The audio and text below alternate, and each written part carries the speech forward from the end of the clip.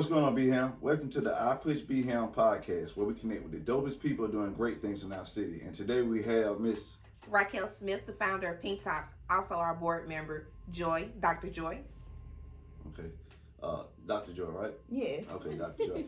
Raquel, tell us what Pink Tops is. Absolutely. Pink Tops is a 501c3 nonprofit that focuses on early detection breast cancer for young women, women and men. We actually help in all areas as far as financial assistance, mammogram assistance, supportive services, and one of our great programs that I like to highlight is Get Your Sexy Back. And that's where they come in and we prep them for wigs. We have stylists that help with us, volunteer their services with wigs. We teach them how to put on makeup. We get donations from Mary Kay to show them how to apply makeup, and just so they can feel comfortable as they go through the process of breast cancer. Okay, so you said at the end, because you said we, but you never did say breast cancer. So Pink Tops is about breast cancer. So tell us how Pink Top got started. Yes, well, I was diagnosed with breast cancer at the age of 27. Okay. And when I was diagnosed, I realized going into chemotherapy, I was the youngest one there. Mm-hmm. So people would always ask me, why are you here? What are you doing here? What kind of cancer you have? And that's when the light bulb went off, like, okay, I got to tell my story. I really didn't want to, but so many people kept asking me. And I lost all my hair, and it kind of came real when I lost my hair because I didn't like it. Right. And when I see myself get stripped of all these things that I was used to, it began to me say, okay, God, what I'm supposed to do? Right. And then my hair started growing back. So I read Samson and Delilah and the strength in his hair. And I said, okay, my hair growing back, people thinking I'm wearing wigs left and right. I get the message. And that's how we began Pink Tops. Okay. So do you think if you was not 27, you would be as resilient and strong if you would have got diagnosed with breast cancer at an older age? I can't say. I will say this. I can't ask why me, but why not me? Because with me being diagnosed with such a young age, I've seen so many other women going through this battle since we've had Pink Tops. I mean, as young as 17. Right. And seeing the younger girls, they never had an avenue. And that's why God blessed us with this organization. Because now they have someone and a catalyst that they can come to that can relate to them. Right. So, I mean, it was definitely something needed. Mm-hmm. Not putting down the older organizations. Right. But we just wasn't at that state of mind to understand the full breast development, or the different things that can affect our breasts, or how cancer affect women so young. Right. It was always taught to us as an older woman disease. Right. So now that we're seeing that it's attacking younger women more and more, we have to educate each other. So you would say that you represent for the young women? Absolutely. Absolutely, because I didn't never have a mammogram. I didn't qualify for a mammogram. I couldn't get a mammogram approved through insurance, but I had gone into stage 3 breast cancer. Wow. You know, so that let me know that it was something that was definitely needed. Right. Because I can't tell you what a mammogram feel like. I went from breast cancer to a double mastectomy. So I totally missed the mammogram stage. Right. And that's happening more and more with younger women because we don't qualify. And that's why Pink Tops is working with state representatives to try to change these laws. Okay. Because age does not discriminate. Well, cancer does not discriminate for age. Right. Tell us what does Pink Top means? Like when people say it, it may not. I'm gonna just say this. Now, ignorant to the fact, when I first saw it and realized who you were, I thought it was for recycling because you were recycling bottles at that time. So what is it exactly is Pink Tops? Absolutely. Well, being young and being a minority, it was hard to get funding. I was educated. I had a degree, but I still couldn't really get funding because I was young and a minority. Okay. By me being young and a minority, our organization came up with recycling. The state of Alabama does not recycle. Once I went out to California and went to Florida and seen other states that recycle and how big they were about recycling, it was like a light bulb. I was like, wow, we could recycle water bottles. And with water bottles, we can promote people drinking more water and being healthy. So that way we can use the money from the water bottles to help pay for women mammograms. Right. And that was our biggest need, paying for mammograms for younger women. And that's where Pink Tops originated from. A lot of people don't realize, but we put the 2 P's on the end because we got 2 tatas. Got it. You know, right. So when you think about it, that's how we came up with Pink Tops, because we wanted people to recognize us with the water bottles, because that was our initial point of recycling for getting funding for mammograms. Got it. Okay, so most people out there with nonprofits understand that it's hard to get good board members, and you got your sidekick here, Dr. D. What do you do, Dr. D? Dr. Joy. Dr. Joy. I'm sorry, Dr. D. I know it, Dr. D. I'm tripping. I'm sorry. So I serve as one of the board members here for Pink Tops, and also also for the doctor for the organization. Oh, okay. And so what we do is we talk about nutritional counseling. Right. We provide that. We help women understand what they need to eat. And also, so I'm just here behind the scenes most of the times, helping helping hands and feet Okay. move the organization. So food can actually enhance or decrease something when it comes to breast cancer? Yes, because Okay. breast is a fatty tissue. Okay. So when you think about breast cancer, you also need to think about the fats that you're eating. So if you're eating a lot of fried foods, a lot of processed food, that can cause breast cancer to occur or any type of cancer. So we want to eat your 8 or more servings of fruits and vegetables a day to prevent breast cancer or any other type of disease. So yeah, don't wait till you get it to start eating healthy. Don't eat healthy wait till before. right, correct. Exactly. Okay. Okay. And where are you guys located? Because it's my second time being here. Tell us about this facility. Absolutely. We're located downtown Bessemer, 1931 3rd Avenue North. And if you come straight down 3rd Avenue, where the courthouse is, you'll run right to us on the corner. Okay. And what all you guys do down here though? Well, we start with as far as a resource center.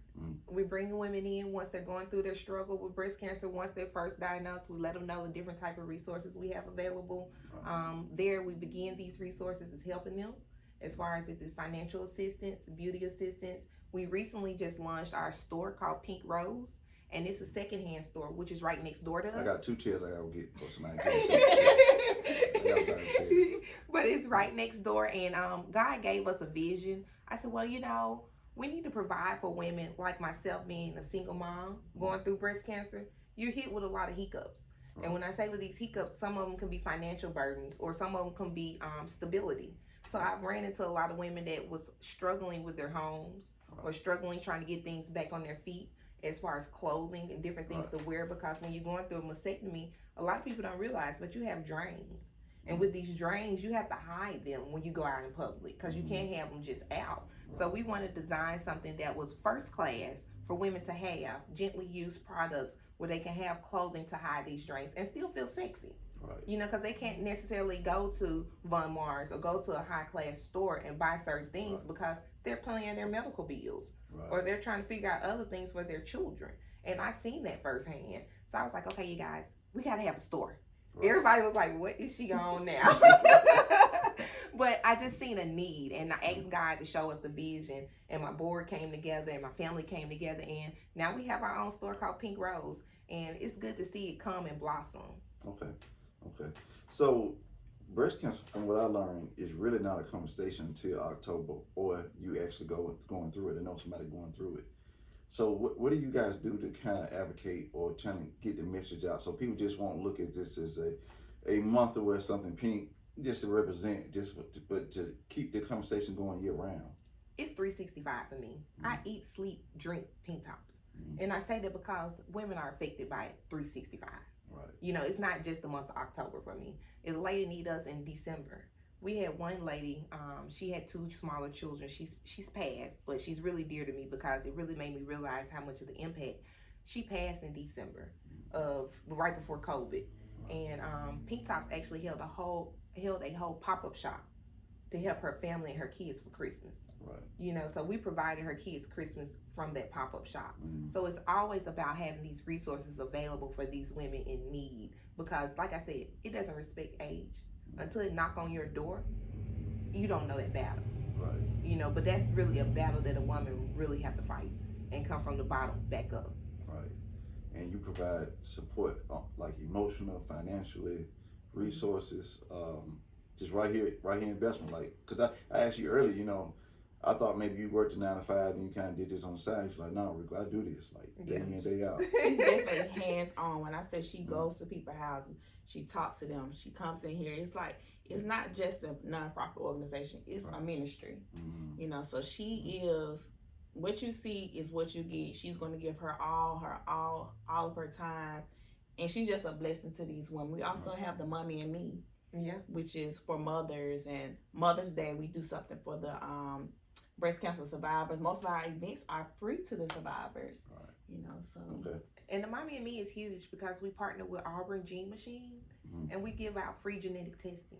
And this is a $3,000 test that they can come through Pink Tops and the Gene Machine and get for free. Wow. Wow. So it's also teaching young girls about breast development. Right. And if their mom had breast cancer, they can get tested to make sure they don't have the BRCA1 or the BRCA2 gene. So these things are important that we were uneducated about, that we're trying to keep awareness of. Okay. What about the people who that are not dealing with breast cancer, but you need their support? Like, what do you say to them? Like, people like that got resources, they got finances, they got things that can help. Like, how can they help you guys? Absolutely. Pinktops.org, inbox us. Come see us. Come check out the wellness center. Come check out the store.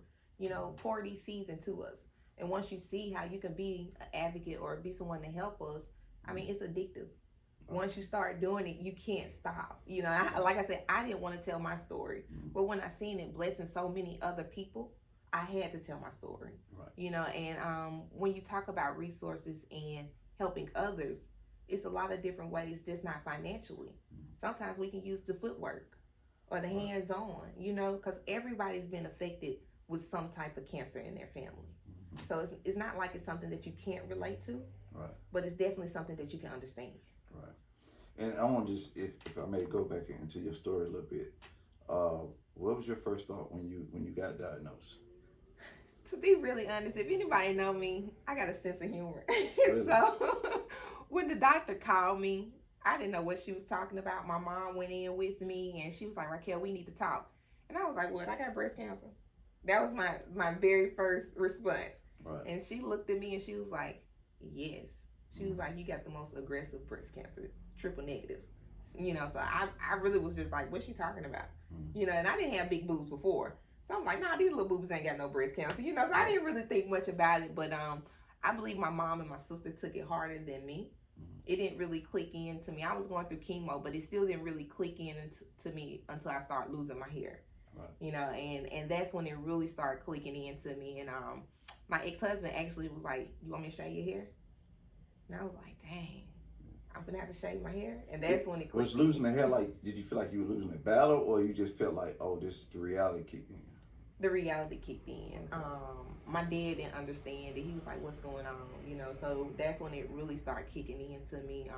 But my daughter is such my backbone. She didn't see no different. And at first I thought something was wrong with me.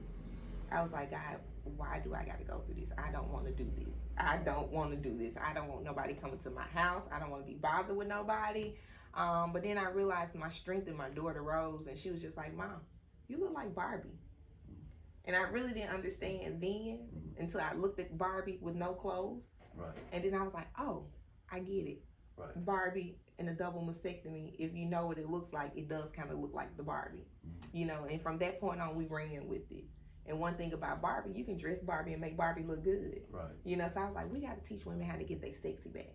Right. You know, and that was the purpose of us having this long mirror. So when they come in, they can see, hey, we can build from this. Do the women embrace that? Do they want to get their sexy back, or do they just? How do they? Yes. Okay. Yes. We have a lot of interesting conversations. One will be sex, you Right. know, because a lot of people trying to find the norm again, Right. or what's comfortable for them. So we do have a lot of different type of debates and talks about it. We're actually going to start a little round table talking about these intimate topics.